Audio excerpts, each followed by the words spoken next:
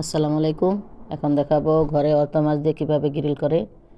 আমার ঘরে ছিল দুইটা মাছ, দুটা মাছ ধুয়ে সুন্দর করে পরিষ্কার করে কেচে নিলাম। কেঁচাটা যার যার পছন্দ মতো দিবেন, যে যে যেমন চায়। পানিটা ঝরাইয়া তারপর মশলা মাখবো। মশলা মাখার জন্য সাথে দিয়েছি 4 পিস পাকনা ছোটো মেয়ের জন্য। লবণ দিলাম, একটু আদা রসুন দিলাম। এটার মধ্যে একদম মশলা কম দিতে হবে।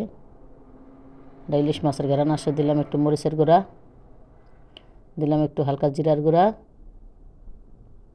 এরপর দিব টক দই, এরপর দিব ঘরে একটা মাছ ম্যারিনেট করার একটা মশলা ছিল, ওটা থেকে হালকা একটু। আপনার ঘরে যা আছে ওইটা দিলেই হবে, কিনে আনতে হবে এমন কোনো কথা না। এটা একদম অল্প মশলা দিয়ে মাখলে অনেক স্বাদ হয়, কারণ এটা একদম সাগরের নদীর মাছ, ইতালিয়ান। এটা খাইতে একদম মজা, ইলিশ মাছের মতো লাগে। এটা মেখে তবে 4-5 ঘন্টার জন্য ফ্রিজে রেখে দিবেন একটু হালকা তেল দিয়ে। আমি দুপুরে ম্যারিনেট করে রাখছি, এখন রাত্র 10টা। আসলাম ওভেনে দেওয়ার জন্য। আমার ওভেনটা ছোটো, আমার চুলার ওভেনটা নষ্ট হয়ে গেছে। এটা একটা ছোটো ওভেন।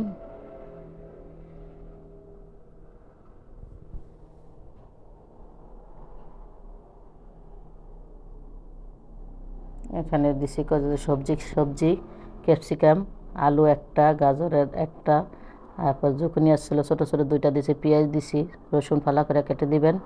সামান্য মরিচের গুঁড়া দিয়ে মেখে ওটার ভিতরে দিয়ে দিবেন, দিয়ে দিছি। হয়ে গেছে মাছ।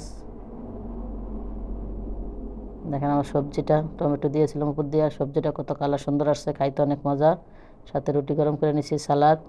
এটা আমাদের রাতের খাবার। ভালো হলে লাইক কমেন্ট শেয়ার দিয়ে পাশে থাকবেন। আল্লাহ হাফেজ।